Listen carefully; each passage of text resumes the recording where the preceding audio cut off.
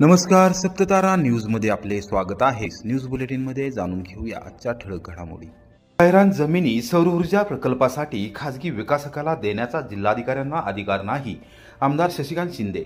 गायरान हस्तांतरण प्रक्रिया पूर्णपणे चुकीची असल्याचा केला आरोप। राज्य सरकारने छोट्या वाडी वस्त्या यासह अनेक गावातील गायरान जमीन सौर ऊर्जा प्रकल्पासाठी देण्याचा निर्णय राज्य सरकारने घेतला आहे। ग्रामस्थ आणि शेतकऱ्यांना विचारात न घेता हा निर्णय झाला असून सर्वोच्च न्यायालयाचा आदेश असताना देखील जिल्हाधिकारी थेट खासगी विकासकाला सौर ऊर्जा प्रकल्पासाठी जागा देऊ शकत नाही, हे पूर्णपणे चुकीचे आहे। याविषयी ग्रामस्थांसह शेतकऱ्यांच्या पाठीशी कायमपणे उभा राहणार असून त्यांच्या लढ्याला आपला पाठिंबा आहे, अशी माहिती राष्ट्रवादी काँग्रेस शरदचंद्र पवार पक्षाचे नेते आमदार शशिकांत शिंदे यांनी दिली। लासूरने तालुका कोरेगाव येथील निवासस्थानी शनिवारी दुपारी 2 वाजता पत्रकारांशी बोलताना त्यांनी राज्य सरकारच्या भूमिकेबद्दल प्रश्नचिन्ह उपस्थित केले। ब्रिटिश काळापासून ग्रामीण भागातील ग्रामस्थांसह शेतकऱ्यांसाठी गायरान जमीन राखीव ठेवण्यात आल्या होत्या। माहिती सरकारने या जमिनी सौर ऊर्जा प्रकल्पाच्या नावाखाली खासगी विकासकाला देण्याचा निर्णय घेतला आहे। तो पूर्णपणे ग्रामीण भागावर अन्याय करणारा आहे। गायरान जमिनी विषयी जिल्हाधिकारी यांच्या नावाची महसूल दप्तरी नोंद असल्याचा गैरफायदा घेऊन ग्रामस्थांना आणि शेतकऱ्यांना विश्वासात न घेता जिल्हाधिकारी थेट गायरान जमीन हस्तांतरणाचा आदेश देत असतील तर ते पूर्णपणे चुकीचे आहे। सर्वोच्च न्यायालयाने याबाबतीत निर्णय दिलेला आहे की कोणतीही शासकीय जागा थेट खासगी विकासकाला देता येत नाही, असा स्पष्ट उल्लेख आहे। असे असताना देखील सातारा जिल्ह्यात सर्रास प्रकार दिसून येत आहेत। या संदर्भात ग्रामस्थांनी शेतकऱ्यांनी आंदोलनाची भूमिका घेतली आहे, त्यांना पूर्णपणे पाठिंबा आहे। विधिमंडळाच्या अधिवेशनामध्ये याविषयी सविस्तरपणे बोललो आहे, प्रश्न मांडला आहे। महसूल मंत्री चंद्रशेखर बावनकुळे यांनी गायरान जमिनीबाबत ग्रामसभेने विरोध करून गायरान जमीन हस्तांतर करण्यास विरोध केल्यास ती हस्तांतरित केली जाणार नाही, असे उत्तरात सांगितले आहे। तरी देखील जिल्हाधिकारी जर परस्पररित्या गायरान जमीन हस्तांतरित करत असतील तर महसूल मंत्र्यांनी विधिमंडळात दिलेल्या उत्तराचे अवमूल्यन करणारे आहे। याबाबत सरकारने स्पष्ट भूमिका घ्यावी आणि जिल्हाधिकारी यांनी त्यानुसार कृती करावी, अशी अपेक्षा आमदार शिंदे यांनी व्यक्त केली। यापुढे देखील गायरान जमिनीविषयी सरकार विरोधात लढा उभारावा लागला तरी बेहतर, मात्र ग्रामस्थांच्या आणि शेतकऱ्यांच्या हितासाठी लढणार आहे, अशी ग्वाही त्यांनी दिली। दूध दरवाढीविषयी गेले अधिवेशनापासून मी सातत्याने प्रश्न उपस्थित करत आहे। राज्य सरकारने अवघी 2 रुपये दरवाढ दिली आहे, ती अत्यंत कमी वाढ दिली आहे। त्यातून पशुपालक शेतकऱ्यांचे कोणतेही हित साध्य होणार नाही। राज्य सरकारने याबाबतीत पुढाकार घेऊन जास्तीत जास्त दुधाला दर दिला पाहिजे, ही माझी भूमिका आहे आणि मागणी असून याविषयी देखील मी शेतकऱ्यांबरोबर कायम आहे। देशातील अन्य राज्यांच्या धर्तीवर दूध उत्पादकांना दूध दरवाढ दिली पाहिजे, ही मागणी कायम आहे। त्याचबरोबर पशुपालकांना पशुखाद्य व इतर साहित्य घेण्यासाठी सरकारने सबसिडी द्यावी, अशी मागणी आमदार शिंदे यांनी केली। अधिवेशनाच्या उर्वरित काळात दूध दरवाढीचा प्रश्न पटलावर आणून त्याविषयी चर्चा घडवून आणणार असल्याचे त्यांनी निदर्शनास आणून दिले। राज्य सरकार सध्या जातीय वादाचे वातावरण निर्माण करण्याचा प्रयत्न करणाऱ्यांना प्रोत्साहन देत असल्याचे दिसून आले आहे। याबाबतीत कारवाई केली जात नाही। महापुरुष असो अथवा जातीय विषय असो, कोणीही उठतो आणि देश विघातक वक्तव्य करतो, त्यांची राज्य सरकारने दखल घेत नाहीत अथवा त्यावर कारवाई करत नाहीत। असंख्य प्रकार दिवसेंदिवस राज्यात घडत असले तरी सरकार डोळ्याला पट्टी बांधून बसले आहे। जातीय समीकरणे बदलली जात असून राज्य पूर्णपणे जातीय वादाकडे नेण्याचे काम सरकार करत आहे, असा आरोप आमदार शिंदे यांनी केला। आजवर अनेक सरकारे आली आणि गेली, मात्र महायुतीसारखे निगरगट्ट सरकार पहिल्यांदाच पाहायला मिळाले। विधिमंडळाच्या अधिवेशनामध्ये असंख्य प्रश्न सर्वसामान्य जनतेच्या हितासाठी उपस्थित केल्यानंतरही अपेक्षित उत्तरे मंत्र्यांकडून दिली जात नाहीत। सरकारची भूमिका स्पष्ट नाही। केवळ लाडकी बहीण योजना डोळ्यासमोर ठेवून सरकार काम करत आहे। राज्यावर लाखो कोटींचे कर्ज करून ठेवले आहे। एकूणच राज्याची वाटचाल अधोगतीकडे सुरू आहे, असा आरोप आमदार शिंदे यांनी केला। श्रीराम कारखाना चुकीच्या व्यक्तींच्या हातात जाऊ नये, हीच प्रामाणिक भूमिका श्रीमंत रामराजे नाईक निंबाळकर। माजी खासदारांसह विरोधकांचा घेतला थेट समाचार। मुंबई उच्च न्यायालयात दाखल झालेल्या याचिकेमुळे श्रीराम सहकारी साखर कारखान्याची निवडणूक पुढे ढकलण्यात आली आहे। कारखान्यावर प्रशासक नेमण्यात आलेला नाही, राज्य सरकारने तसे आदेश काढले आहेत। याबाबत विरोधक चुकीचे आरोप करत आहेत। विरोधकांना संस्था मोडून खायच्या आहेत, त्यामुळे त्यांनी खोटेनाटे आरोप करण्यास सुरुवात केली आहे। श्रीराम कारखाना चुकीच्या व्यक्तींच्या हातात जाऊ नये, अशी प्रामाणिक अपेक्षा आहे। असे स्पष्ट मत विधान परिषदेचे माजी सभापती आमदार श्रीमंत रामराजे नाईक निंबाळकर यांनी व्यक्त केली। फलटण येथील आपल्या लक्ष्मी विलास पॅलेसमध्ये शुक्रवारी सायंकाळी 6 वाजता त्यांनी पत्रकारांशी संवाद साधत कारखान्याविषयी होत असलेल्या आरोप प्रत्यारोपांविषयी स्पष्ट मत व्यक्त केले। विरोधकांना प्रशासकाच्या माध्यमातून कारखाना ताब्यात घ्यायचा आहे।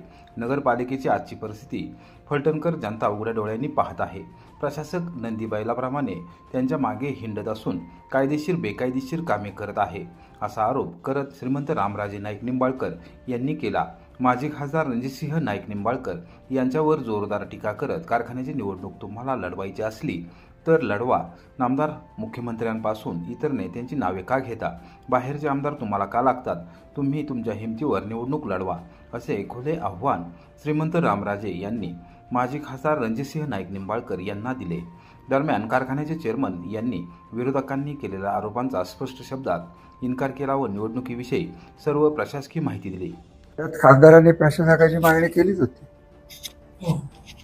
पत्र जे आलंय संतोष पाटलांचं, ते तुम्हाला कोणाला बघायचं असलं तर बघा, त्यात प्रशासकाचा उल्लेखच नाही। हे जे निर्णय झालेला आहे हा शासनानेच दिलेला निर्णय आहे की इलेक्शन पुढे ढकलण्यात आलेली आहे। आणि चेअरमन साहेब म्हणले ही वस्तुस्थिती आहे की या निवडणुकीला कुठेही स्टे नाही।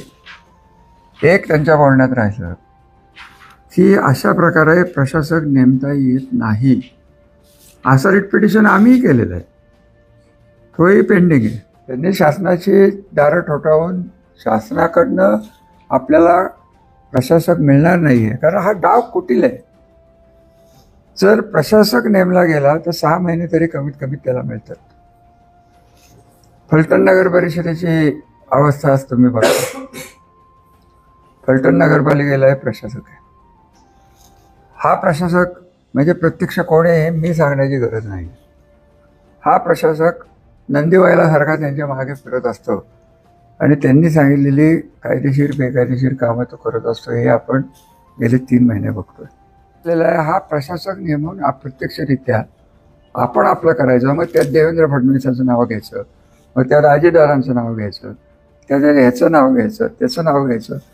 त्यापेक्षा म्हणा तुम्हाला इलेक्शन करायचे असले तर खुशाल करा ना। बाहेरचे मंत्री, बाहेरचे नेते, बाहेरचे आमदार आणून तुम्ही फलटण तालुक्याचे इलेक्शन का लढतात? स्वतःच्या ताकदीवर लढा की एक तरी इलेक्शन स्वतःच्या ताकदीवर करा, मग तुम्हाला कळेल की कोण कुठे आहे। की प्रशासक नेमून अप्रत्यक्ष कर्तृत्वहीन अशा IAS अधिकाऱ्याला पुढे टाकून आणि आमच्यातनं फुटून गेलेले आमचे फायदे घेऊन त्या टेबलावर जाऊन बसलेले चेअरमनकीच्या महत्त्वाकांक्षांनी पछाडलेले काही लोक इथं जे पुढे करतायत, हा आम्ही कारस्थान सक्सेसफुल यशस्वी होऊन देणार नाही। कर वसुलीसाठी कोरेगाव नगरपंचायत ॲक्शन मोडवर कळकाई परिसरात थकबाकीदारांची नळ कनेक्शन तोडली। मुख्याधिकारी विनोद जळक यांच्या नेतृत्वाखाली कारवाई। कोरेगाव नगरपंचायतीने मिळकत कर वसुलीसाठी जोरदार मोहीम हाती घेतली आहे। अनेकदा सूचना देऊन देखील मिळकतधारक कर भरत नसल्याने अखेरीस शनिवारी दुपारी 12:30 वाजल्यापासून कळकाई परिसरात नळ कनेक्शन तोडण्यास सुरुवात करण्यात आली आहे। मुख्याधिकारी विनोद जळक यांच्या मार्गदर्शनाखाली वसुली विभागाने ही धडक कारवाई सुरू केली आहे। कोरेगाव नगरपंचायतीचे मुख्य उत्पन्नाचे स्रोत हे करवसुली आहे। मुख्याधिकारी विनोद जळक यांनी पदभार स्वीकारल्यापासून करवसुलीकडे लक्ष केंद्रित केले आहे। संपूर्ण शहरात रिक्षा फिरवून जनजागृती करण्यात आली। कर वसुलीसाठी सहकार्य करण्याचे आवाहन करण्यात आले तरी देखील त्यास प्रतिसाद मिळाला नाही। थकबाकीदारांना यापूर्वी अनेकदा सूचना देऊन देखील त्यांनी कर रकमेचा भरणा न केल्याने अखेरीस नगरपंचायत प्रशासनाने ॲक्शन मोडवर येत शनिवारपासून कारवाई सुरुवात केली आहे। शहरातील प्रभाग क्रमांक 10 आणि 13 यामध्ये येत असलेल्या कळकाई परिसरात नगरपंचायतीच्या वसुली पथकाने वसुली मोहीम राबवली। अनेक मिळकतधारकांनी थकबाकी भरली नाही तसेच कर रकमेचा भरणा केला नाही, त्यामुळे अखेरीस नळ कनेक्शन तोडण्यास सुरुवात करण्यात आली आहे।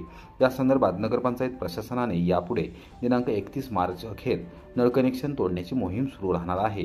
मिळकतधारकांनी थकीत कर रकमेचा भरणा करून सहकार्य करावे। थकबाकी राहिल्यास कारवाई अटळ आहे। कारवाई करण्यास मागे पुढे पाहिले जाणार नाही, असा इशारा वसुली विभागातर्फे देण्यात आला आहे। तीर्थक्षेत्र संगम माहुली येथील पवित्र मंदिराच्या आवारामध्ये फोटोशूटसाठी बंदी। देवस्थान ट्रस्टच्या प्रमुख श्रीमंत गायत्री देवी पंत प्रतिनिधी यांचा निर्णय। ऐतिहासिक शाहूनगरीपासून अवघ्या 5 किलोमीटर अंतरावर पूर्वेस कृष्णा आणि वेण्णा नदीच्या पवित्र संगमावर वसलेल्या दक्षिण काशी अर्थात तीर्थक्षेत्र संगम माहुली येथील पवित्र मंदिराच्या आवारात फोटोशूटला बंदी घालण्यात आली आहे।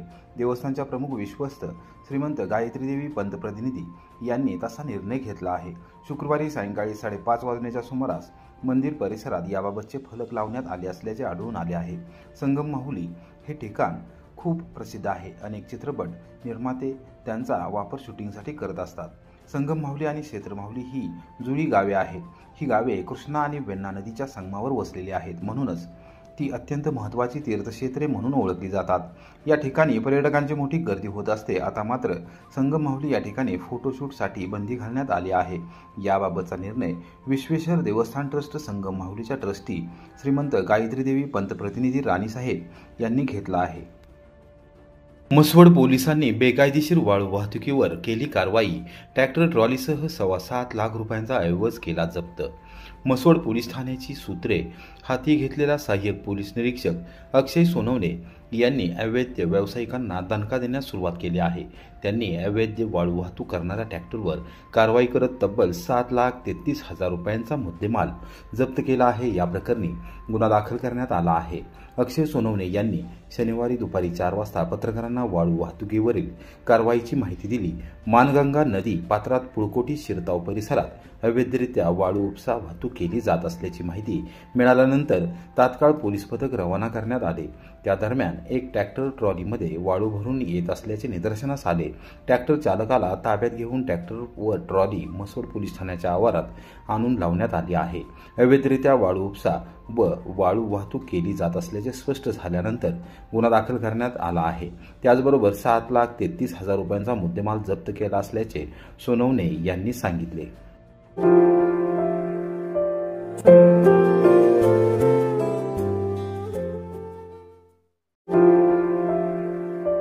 you